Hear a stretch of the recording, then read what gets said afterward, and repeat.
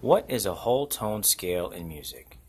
That is the question of the day, or the question of the hour, I should say. So before you know what a whole tone scale is, it's important to know what a whole tone is, or a whole step compared to a half step. So let's get to it. If we start on C, and I go to C sharp, that will be considered a half step. If I'm on C, and I go to D, that will be considered a whole step. So it's a whole step when basically you're going from one note to the next, and there's a key in between there. So here, if I'm on D, and I go from D to E, that would be a whole step. If I go from D to D sharp, that would be a half step. So basically, that's the concept when it comes to whole steps and half steps. So a whole tone scale is going to consist of nothing but whole steps all the way through. So if we look at that,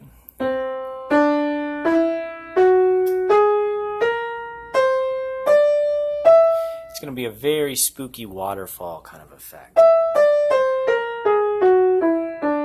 It's actually a very cool sound. So there are two possible combinations. So if we start on a white key,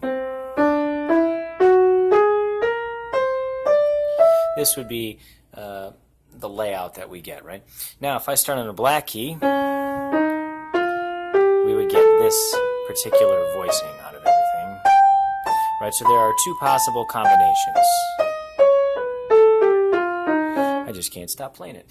Okay, so there are two possible combinations depending on if you start on a black key or if you start on a white key. So it's a hexatonic scale. So what does that mean, right? A hexatonic scale means there are 6 notes before we start in the next octave, right? So a blues scale would also have 6 notes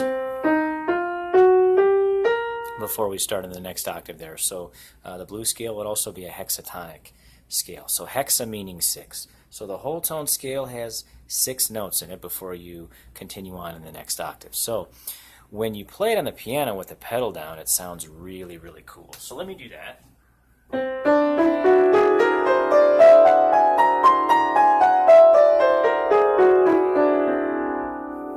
So it's a great tool to use in music if you're writing or composing, or maybe if you're playing some jazz or doing some arranging.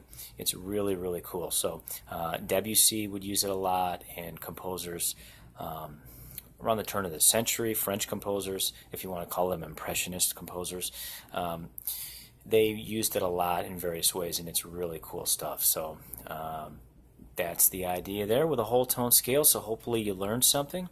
If you have questions about it or anything else music related or an idea for a video, please let me know. My email address is chrisbrentmusic@gmail.com.